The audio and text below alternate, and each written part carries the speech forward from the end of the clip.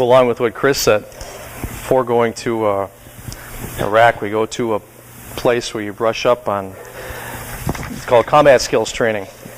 Those skills are perishable, and they take you to a place where you can brush up and get good at those things that will keep you alive if things get bad when you're in a war zone.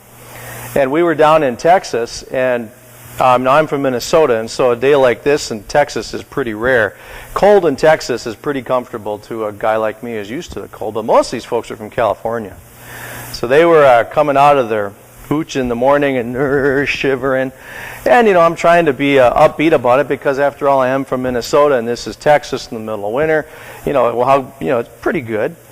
And they looked at me and they said, Chaplain, they said, when we're in Iraq and we're boiling hot, I want you to remind us of this morning. And I said, okay, I will. I didn't know I was going to go with them at that point.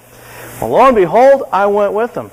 So, a year ago, July, we're there in Iraq, and the temperature is 125, 135 degrees, and I'm out doing my pastoral visits to the security forces, and I get to one tower, and I'm up there at the guys, and I said, I remember you.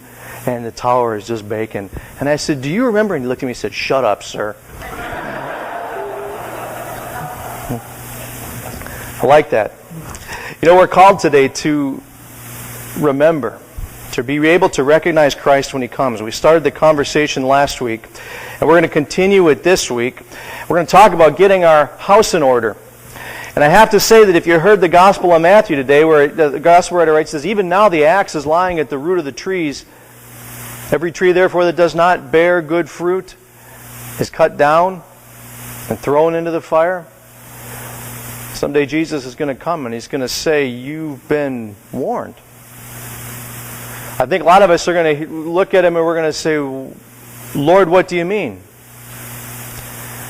And He means just this. That when He came, we weren't ready.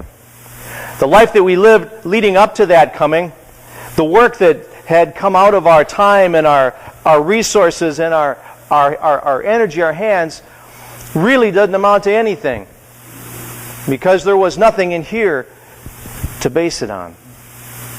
It's an old story. It's kind of funny. It's about Larry and Stan. And Larry and Stan were friends, but Larry was sick and tired because Stan was kind of a boaster. He would name drop all the time about all the famous people that he knew and all of the famous people that he had done cool things with.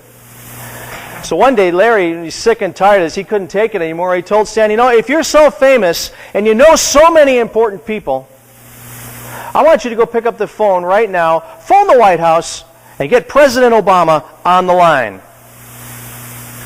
Well, Stan shrugs. He walks over to the phone and punches in a number, hands the phone over to Larry. Larry puts the phone up to his ear, and he hears that familiar clipped Chicago accent. Hello, this is the President of the United States. How may I help you?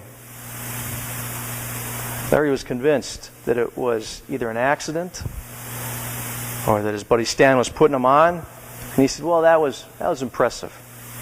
But if you really know all the people that you say you know, I want you to call up the Queen of England. Well, Stan sighs. He punches in another number, hands Larry the phone, and sure enough, on the other end of the receiver, he hears this distinctive female voice. This is the Queen of England speaking. Now, Larry's impressed, but he's still suspicious. He says, all right, so you happen to know the Queen. And big deal, you know the President. But if you really were somebody and you really knew who you say you know and you know all these great people, I want you to get the Pope on the line. Stan just sighed and he says, I can do better than that. So he takes Larry to the airport. Larry and Stan get on a plane for Rome. When they arrive safely in Rome, they take a taxi cab to the Vatican. They come into St. Peter's Square. Upon getting there, Stan walks away, leaving Larry to mill about in this large crowd that's gathering for the Pope's afternoon greeting from the balcony. You've probably seen that from time to time. Suddenly a reverent hush falls over the crowd. And Larry looks up on the balcony. And there he sees Stan and the Pope standing side by side. Larry almost falls over in shock. Before he could recover from his amazement, a man standing beside him pokes him in the ribs and said, "Hey, who's that standing up there with Stan?" Did you get it? It took a minute. I wonder if that's going to be the way Jesus comes back. "Hey, who's that standing over there with Stan?" We're not going to recognize him because our house isn't ready to receive him. We don't know what it is to recognize our Lord because we haven't done what we need to do to foster this relationship that God has with us. This time of year in my house growing up, it was always pretty busy. We would start getting ready for company probably 3-4 weeks ahead of time. My mother would begin by baking. And the cool thing was she would make all these cookies. I don't know if they had it up here in Minnesota, but down in Chicago area, they had the gas company cookbook. Would put out this cookbook with all these delicious cookie recipes. This is just a little 20-page thing. But every page had an extraordinary cookie recipe on it. It wasn't just the Scandinavian, the variations of the butter, sugar, flour kind of thing. I mean, there was fruit in these cookies and chocolate in these cookies and coconut and all kinds of good things. And she would make dozens and dozens of these things. And we knew it was the holidays because we couldn't eat one of them. They all went into tins. They all went into the cool garage. And after the baking, then there was the cleaning. Now, this is maybe 4 or 5 days out from Christmas. We cleaned everything. We would start with the bathrooms. And we would deep clean everything. You would scrub the toilet. You would scrub the sink. You would scrub the bathtub, for goodness sake. I remember as a kid thinking, well, are people going to come and take a bath in our house? But you know, don't you, that when it's clean, you know it's clean. And that was important to her. Now, this is back in the early 70s, and after the bathrooms were cleaned, then there was the vacuuming. And there was that shag carpeting that looked like long grass in your living room. So you get out the vacuum and you vacuum the shag, and then you got to rake the shag. And then there was, I suppose we dusted before that. I know you dust before you vacuum. Whatever it was. My mother always did it right. But when the company finally came, there was a feeling in the house of ease. Do you know that feeling? That everything is set and ready to go. Nothing is out of place. And no matter what closet your Aunt Frony happens to poke her head into, it's going to be clean. That feeling of ease is what we should know when we think of the Lord's coming. How do we do that? We do that by cleaning house. Not necessarily outside, but we start here. We start here with the thing that we did this morning, the forgiveness of sins. We ask for the congregation to spend a time of silent confession. Not so that you can wander and think, my goodness, it's cold in here. Or I hope that pastor, he goes not too long today. Or I wonder what I'm going to eat at Perkins. I mean, I know we're human. That goes through our mind. But that time is when we begin to clean house. Because God's promised that as we lift those things up to Him that we're ashamed of, those things that we wish we hadn't done, for the sake of His Son, He'll wipe them away. We clean house. We get the garbage out. We take out the anger and the anxiety. We take out the desire for retribution and the greed. We take out the lust and all the filth that collects in this heart of ours that we like to keep around us because it's comfortable.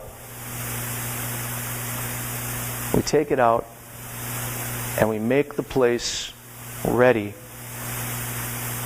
for the visitor. Except the visitor isn't the visitor. If you're a Christian and you've been baptized, that visitor has taken up residence to you on the day of that baptism. And he knows everything that's there better than you do. And so lo and behold, what happens is as we take the garbage out, suddenly we realize that we're not alone. That there's someone else there. Kind of like I'm cleaning the garage a couple weeks ago. Going through piles of stuff, and I'm an organized collector, because if I get wood from old jobs and stuff like that, I can't throw it out. It's expensive, so I keep it. Unless it's really small, and then I burn it and have a fire. But I lift up a pile, and underneath is this really cool wrench that I've been looking for for months. There it was. Exactly the size I needed. Couldn't find it. Hadn't bought another one yet because I was too stubborn to do so. But our hearts are the same way. As we clean the garbage out, we recognize the presence of Christ there. And that feeling of ease that we get. The feeling of everything is going to be fine. I've got it under control. That's what Christ brings to our lives. We like to think that we're in control because of what we do. And the truth of the matter is we're not in control. We're not in charge. But we know the one who is.